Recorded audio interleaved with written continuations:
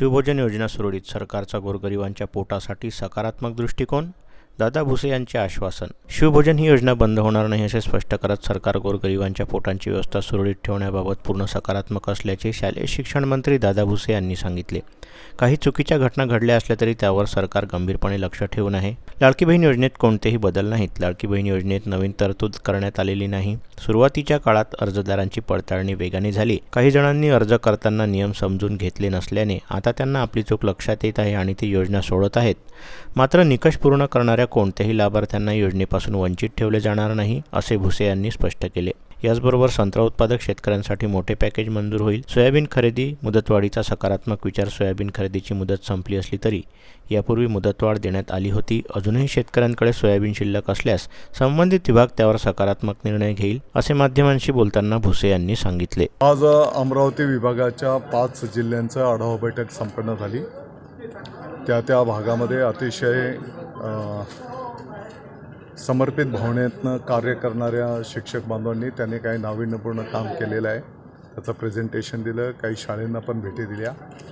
खूप चांगलं काम या ठिकाणी चाललेलं आहे. हे चांगलं काम आणखी गतीने पुढे नेऊ. आयुक्त महोदयांशी या संदर्भामध्ये चर्चा झालेली आहे.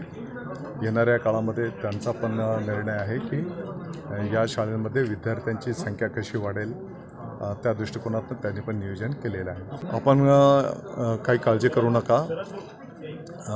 खतरेमे वगैरे काही आलेलं नाही आहे, परंतु काही ठिकाणच्या ज्या चुकीच्या घटना घडत आहेत त्याचं सरकार गंभीरपणे दखल घेत आहे.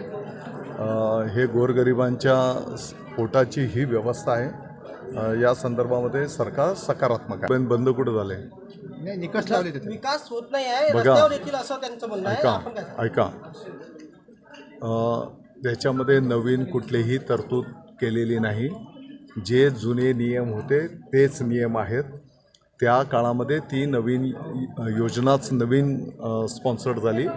तर त्या काळामध्ये जे जे अर्ज आले होते, होऊ शकते की कमी वेळेमध्ये अर्ज पडताळणी करताना, आणि आता जे लाभार्थी आहेत ते नियम बघितल्याच्या नंतर त्यांना जेव्हा कळतं आहे की आपल्याकडनं चूक झाली, ते स्वतःहून विड्रॉल होत आहेत. त्याच्यातनं कोणताही त्या निकषांमध्ये पात्र ठरलेला एकही लाभार्थी त्या योजनेपासून वंचित राहणार नाही. काही शिष्टमंडळ होतं, जिल्हाधिकारी महोदय त्यांच्यासोबत चर्चा झाली. त्यांच्या काही मागण्यांच्या संदर्भामध्ये सोमवारी जिल्हाधिकारी महोदयांना बैठक घेण्याची सूचना केलेली आहे. आपण जर बघितलं असेल तर संत्र्याच्या संदर्भामध्ये एक मोठं पॅकेज आपल्या या जिल्ह्याला मिळालेलं आहे. आणि म्हणून इतर पण काही पीक विमा वगैरे त्यांच्या ज्या काही सूचना होत्या, सोयाबीन खरेदीची मुदत वाढवली पाहिजे. आपल्याला माहिती आहे की यापूर्वीचं सोयाबीनची मुदत संपली होती. या विभागाचे मंत्री महोदय रावलजी स्वतः दिल्लीला गेले, त्यांनी मुदत वाढवून आणली. ती मुदत पण आता संपलेली आहे, वस्तुस्थिती आहे.